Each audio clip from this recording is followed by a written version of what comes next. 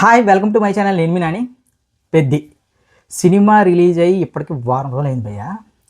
Cinema release అయిన తర్వాత రకరకాలుగా సోషల్ మీడియాలో రివ్యూలు అనే పేరుతో సినిమా మీద విపరీతమైన నెగిటివిటీ స్ప్రెడ్ చేసినప్పటికీ గత వారం రోజులుగా పెద్ద కలెక్షన్లు చూసినా, ఈవెన్ ఈరోజు first show second show bookings చూసినా సరే చెప్తున్న ఒకటే మాట ఏంటంటే, కావాలని పనిగట్టుకొని రామ్ చరణ్ గారి మీద నెగిటివిటీ స్ప్రెడ్ చేస్తున్నారు ఈ నా కొడుకులందరూ. కానీ వాళ్ళందరికీ తెలియదు ఏంటంటే, బాగున్న సినిమా, అది రామ్ చరణ్ గారి సినిమా కావచ్చు, ఏ ఇతర హీరో సినిమా అయినా సరే, ఎవడు ఎంత నెగిటివిటీ స్ప్రెడ్ చేయాలనుకున్నా సరే అది ఆగదు భయ్య.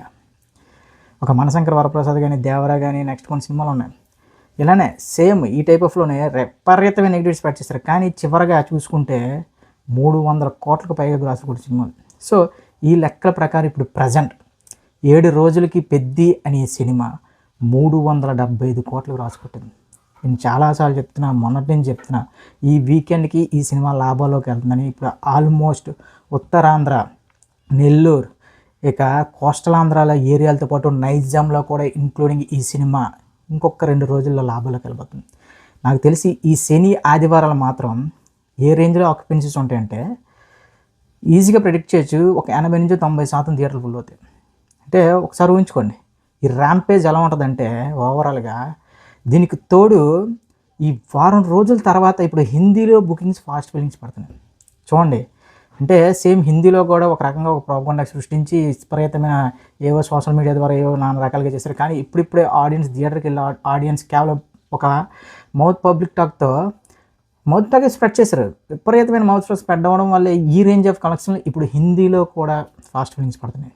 సో మళ్ళీ చెప్పేది ఒకటే మాట భయ్య, ఎవడు ఎంత నెగిటివిటీ స్ప్రెడ్ చేద్దాం అనుకున్నా, ఏది అనుకున్నా సరే సినిమా బాగుంటే దాన్ని ఎవడు ఆపలేడు.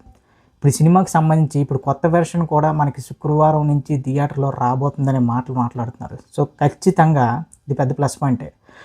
గొడ్లు చేసుకున్న ఏదైతే ఫెమినిజం ముసుగులో జాహ్నీ కపూర్ గారు స్క్రీన్ షో చేశారు, అది చేశారు, ఇది చేశారని మాట్లాడిన ప్రతి ఒక్కరి కోసం కొద్దిగా కట్ చేసినట్టున్నారు. ఇలా చెప్తున్నా కదా, ఇంకా నెక్స్ట్ రాబోతున్న సినిమాల గురించి కానీ, లేదంటే చూద్దాం ఎలాంటి విషయాలు మరి హీరోని క్యారెక్టర్ మీద ఎలాంటివి మరి నా కొడుకులు ఏం చేస్తారని. ఎందుకంటే మరి దారుణం అసలు. కేవలం పెద్ది అనే సినిమాలోనే ఉన్న ఒక 5% ఆ సీన్స్ని పెట్టుకొని సినిమా మీద ఎంత నెగిటివిటీ స్ప్రెడ్ చేశారు భయ్య. కానీ దేవుడు ఎక్కడ ఉన్నాడు, ప్రేక్షక దేవుళ్ళు అనేవాళ్ళు ఆ సినిమా కంటెంట్ మీద రామ్ చరణ్ గారి పెర్ఫార్మెన్స్కి ఫిదా అయ్యి, ముఖ్యంగా ఫ్యామిలీ ఆడియన్స్ భయ్య చాలా గట్టిగా ఆదేశిస్తున్నారు సినిమాని.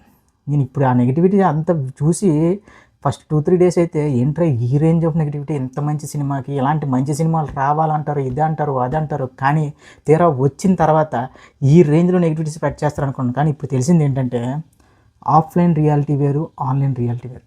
మనకు ఒక ఆన్లైన్లో 1,00,000 మంది సబ్స్క్రైబర్లు, లేదంటే ఒక 1 మిలియన్ సబ్స్క్రైబర్లు ఉన్నంత మాత్రాన మనం చెప్పేదే వేదం అనుకుంటే దానికి మంచి సమాధానం మాత్రం పెద్ద వచ్చి బూతులు తిడుతున్నారు భయ్య రివ్యూస్ చెప్పేవాళ్ళు.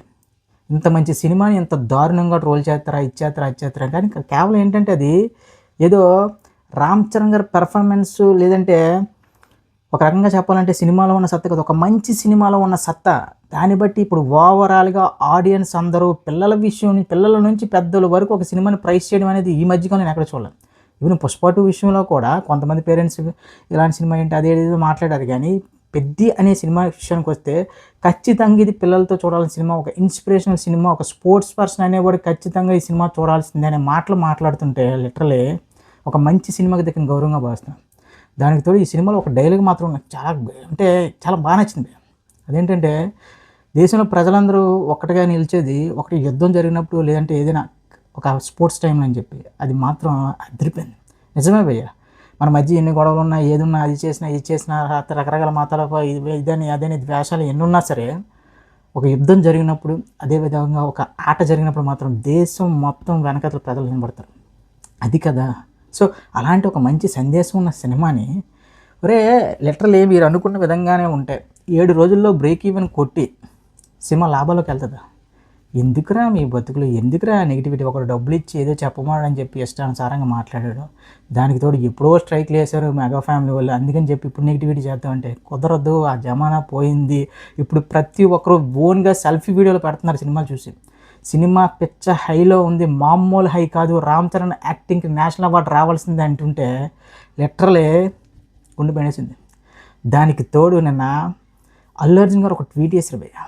ఆ ట్వీట్ చూసిన తర్వాత ఏమనిపించిందంటే లిటరల్లీ ఫ్యామిలీ అనిపించింది.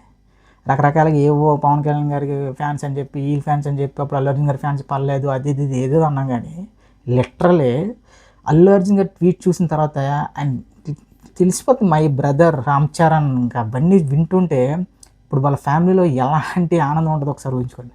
కానీ కొంతమంది రావణ్ అనే ఒకడు దాని మీద కూడా వీడియో చేసి మళ్ళీ మెగా ఫ్యామిలీ అదేవిధంగా రామ్ చరణ్ గారి ఫ్యాన్స్కి అల్లు అర్జున్ గారి ఫ్యాన్స్కి గొడవ పెట్టాలని చేసి దాని మీద ఒక వీడియో చేస్తాను, రేపు తెల్లవారు వస్తుంది. సో ఇప్పుడు ప్రజెంట్ మాత్రం పెద్ది అనే సినిమా ఈ వీకెండ్కి 375 కోట్లకు పైగా గ్రాస్ కొట్టి దాదాపు 190 నుంచి 195 కోట్ల వరకు షేర్ పెట్టిన సినిమా ఇంకొక 2 రోజుల్లో ఆల్ ఏరియాస్లో బ్రేక్ ఈవెన్ కొట్టి లాభాలకు వెళ్ళబోతుంది. ఇప్పటికే ఈ సినిమా ఉత్తరాంధ్రలో ₹1 కోటి పైగా కలెక్ట్ చేసింది. చూడండి, ఈ లెక్కలన్నీ చూస్తుంటే ఈ సినిమా మీద ఏడ్చిన ప్రతి ఒక్కడు కూడా గుక్క పెట్టి ఆడవలసిందే. ఈ సినిమా మాత్రం ఖచ్చితంగా సినీ ప్రేక్షకుల యొక్క విజయం అని చెప్తా భయ్య.